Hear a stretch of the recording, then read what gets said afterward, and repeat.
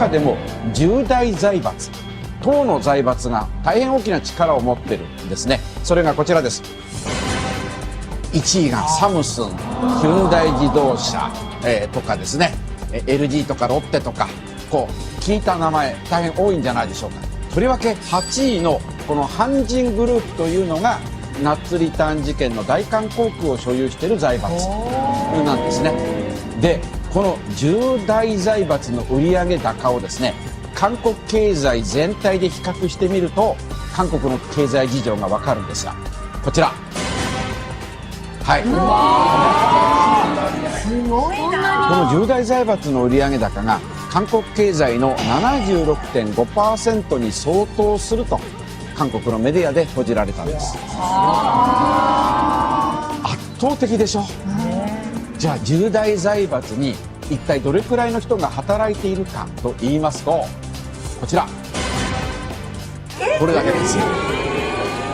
これ全部で2507万人の労働者のうちたった 3.6% の人が10大財閥で働いている。 3.6% の人が売上高の 76% を稼いでいる。となると財閥とそれ以外の庶民との格差がものすごいってことが分かるでしょう。だからチャンスがないって言ってた。じゃあみんなにしてもそう財閥の企業で働くっていうことがものすごい大変だと、はい、そうですよね。そして韓国経済が成長してくるとですね、とりわけ軍事独裁政権があるわけでしょ。そうすると軍事独裁政権に取り入ってそこの政治家と密接な関係を築けば、その政治家からいろんな仕事を回してもらえるわけですよ。それによってその政治家と密接な関係を築いた一族が大きく成長していった。これによって次々に新興財閥が生まれていったということ。 10대 그룹 사내 유보금 현황입니다.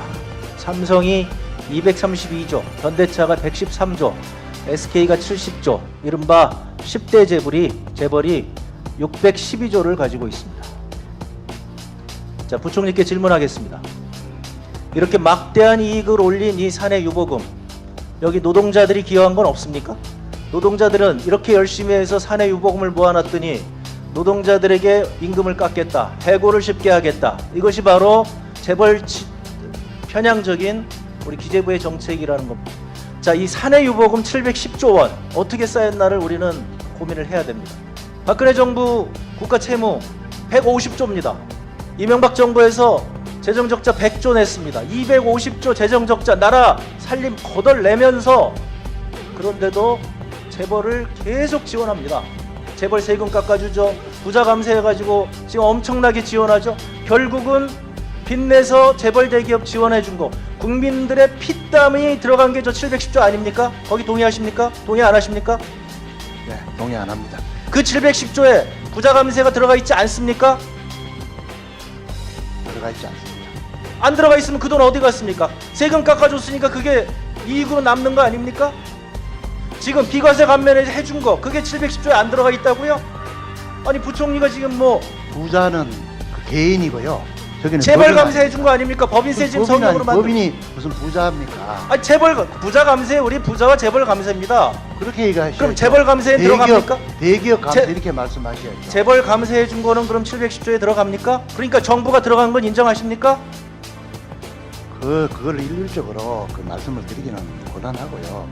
어쨌거나 그 사내 유보금의 결과치로 하는 거고요. 회계상의 개념이고, 저기는 유상증자분, 그리고 그 다음에 지금 계속해서 아니 지금 이익 나서 거의 이익이 지금 정부에서 세금 깎아주고 비과세 감면해주니까 난 거 아닙니까? 다음 페이지 넘어가 주세요. 이렇게 되어 있습니다.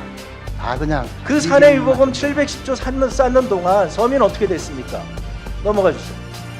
대기업들이 골목상권 침투했지 않습니까? 대기업들이 편의점 내에서 돈 엄청나게 벌었죠. 그게 710조 원에 들어갔죠. 동네 슈퍼는 그때마다 하나씩 감소했죠. 재벌 대기업이 한식 뷔페 전쟁했잖아요. 골목상권 직격탄 날렸잖아요.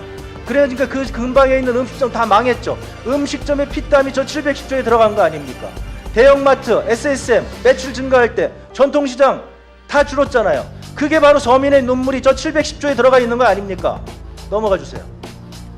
청년 실업률, 만약에 지금 저렇게 9.3%, 실질적으로는 저 통계도 잘못된 거라고 합니다. 20%가 넘는다고 얘기를 하죠. 넘어가 주세요.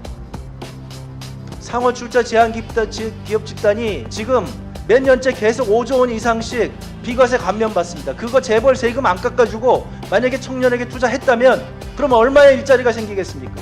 16만 7천 명이 매년 가능한 겁니다. 바로 저 710조에는 우리 청년들의 눈물이 저기 들어가 있는 거예요. 청년들의 눈물을 청년들에게 빼앗아서 재벌들에게 돈을 준 겁니다. 그게 710조예요. 우리가 온누리 상품권을 2천억 원을 배정을 하자 그러니까 부총리께서는 그것은 빚내서 서민들 퍼주는 거다. 그래서 못하겠다. 그렇게 돈을 아껴 쓰면서 재벌들에게 막대한 돈을 퍼준 결과 재벌들이 엄청난 특혜를 입었고 엄청난 이익을 냈고 그것이 710조로 쌓인 것이다. 그래서 정부는 그동안 그렇게 재벌들을 도와줘야 낙수 효과가 되어서 그래서 경제가 살아나고 그래서 고용이 늘고 청년 일자리가 늘고 그리고 중소기업이 잘 되고 소득이 늘 것이다. 이렇게 했는데 그 약속은 지켜지지 않았다. 따라서 경제민주화 해야 되겠다. 그래서 지금 박근혜 대통령도 경제민주화 한다고 얘기했는데 표를 얻고 나서는 지금 싹 안면을 바꾸신 거죠. 그런데 문제는 지금도 계속 그걸 하겠다는 거죠. 710조가 1000조가 되고 10,000조가 될 때까지 온 국민은 고통 속에서 정말 힘들어서 정말 절망 속에서 피눈물을 흘리고 있는데 아직도 재벌들한테만 계속 모아주겠다. 그렇게 모아주면 일자리가 생긴다. 재벌을 모아줘야 투자를 하고 일자리가 생긴다. 투자 안 하니까 또 뭐 투자를 한다고 또 혜택을 준다. 재벌들이 원하니까 노동자 쉽게 해고해 주겠다. 지금 부채 보세요. 지난 2년간 박근혜 정부 들어서 다 가계부채 100조 늘어나고 기업부채 200조 늘어나고 공공부문 100조 늘어나고 나라 거덜 낸 거잖아요. 기획재정부가. 이게 무슨 노동자들이 잘못해서 지금 한국 경제가 어렵습니까? 나라 이미 거덜 났잖아요. 이 부채 공화국 아닙니까? 이 부채가 저렇게 매년 엄청나게 늘어나는데도 불구하고 경제 성장률은 거꾸로 가고 있다. 뭐 2%밖에 안 되고 심지어 지금 마이너스 성장률까지 나온다. 이건 기획재정부 잘못이지 이게 어떻게 노동자의 잘못입니까? 그 이유는 무엇이냐? 구조적인 문제가 있다고 저희가 얘기했잖아요. 다음 페이지 보여주세요. 재벌입니다. 한국 경제는 구조적으로 재벌의 문제가 있어요. 그런데 기재부는 끊임없이 재벌한테 잘 보이려고 재벌 편향적인 정책 그것만 취하는 거잖아요. 지금 재벌이 요구하는 게 바로 그거 아닙니까? 노동시장 더 유연하게 해달라. 거기에 맞추는 거잖아요. 경제의 위기는 엉뚱한 데 있는데 재벌들이 요구하는 걸 해주기 위해서 지금 노동자들 가뜩이나 힘든 노동자들을 더 힘들게 한다. 이게 정부가 할 일이 아니죠. 딱 보세요. 지금 이미 97년도 외환위기 때 30대 재벌의 자산이 저렇게 늘어났다가 외환위기 맞은 거 아닙니까? 근데 지금 2012년도에 이미 그 수준이 넘어가고 있어요. 양극화 훨씬 더 심해졌잖아요. 위기는 이미 눈앞에 와 있죠. 무슨 얘기를 하시는 거예요? 국민들 건강 생각해서 담배값 올릴 거면은 담배값을 올리지 세금을 올리지 말라고 그래서 담배값 안에 세금을 올린 거잖아. 뭐 애매한 거죠. 애매한 건데 본래 우리가 이제 기대하는 거는 본래 이제 정책 목표라는 것은 보통 다른 말이 없으면 보통의 일반적인 국민 다수를 염두에 두고 한다고 보통 하는 거죠.